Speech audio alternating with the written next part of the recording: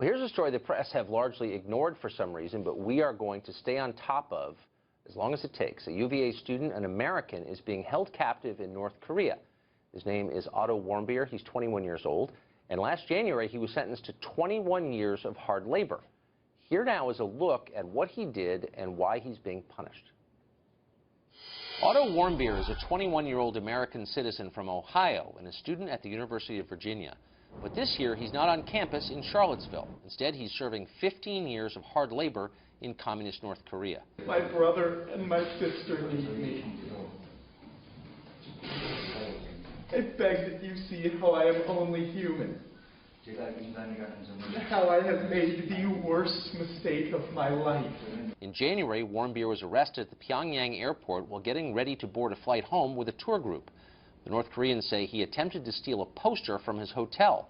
That's a crime for which he was sentenced to prison.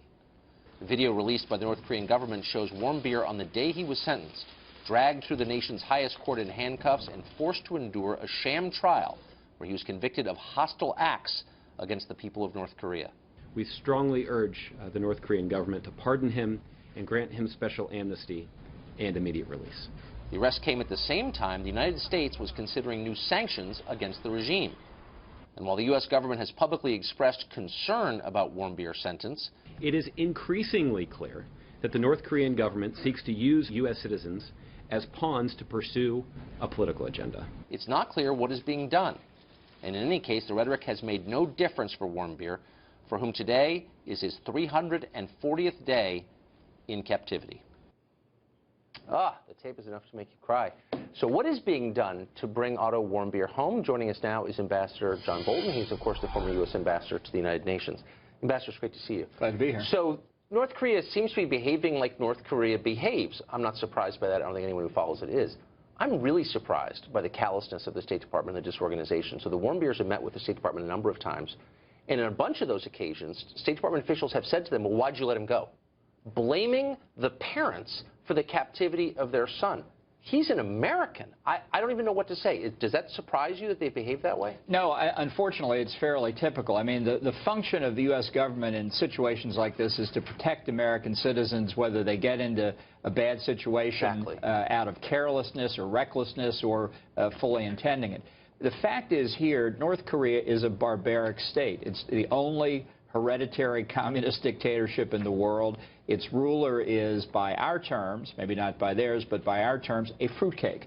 And therefore, when they get an opportunity to do this to an American, they're going to take advantage of it. Our response should not be to say, well, let's urge the North Koreans to allow this fella out, to give him some kind of slap on the wrist and let him go for a non-existent crime. It should be to apply pressure. But that is inconsistent with the administration's goals and the State Department's goals, which is to do a deal on the nuclear program. So you can see parallels between how the administration handles North Korea and how it handles Iran.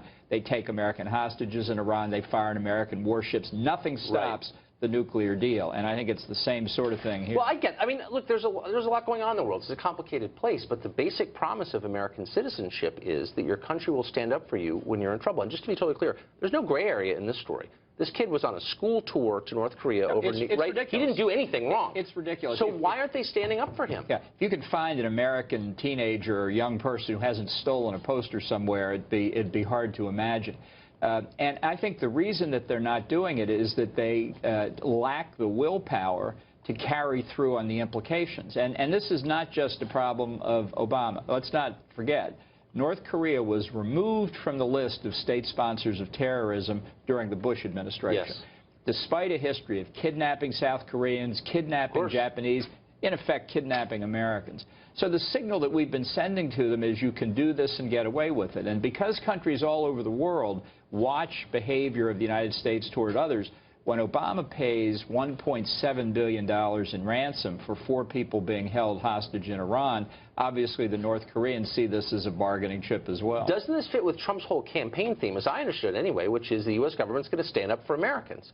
So will our policy about this specific case, Otto Warmbier being held in North Korea, will it change under the new administration? Well, it certainly should, because if you're not willing to apply pressure, you're going to see more of these. I think there may be a possibility here, if the Trump transition team and the Obama administration are working together, for the outgoing Obama administration to say to North Korea, look, we're just letting you know, this new administration is going to be very different from us. If you want to get off on the right foot with them, do the civilized thing. Yes. Release this kid, release whoever else you've got, act like a normal nation, and maybe Trump will respond. So in that 6 weeks that's left, if I were the Trump transition team, I'd be saying to Obama, get this guy out. And I would find the State Department official who blamed the family for their son's captivity and fire that person immediately.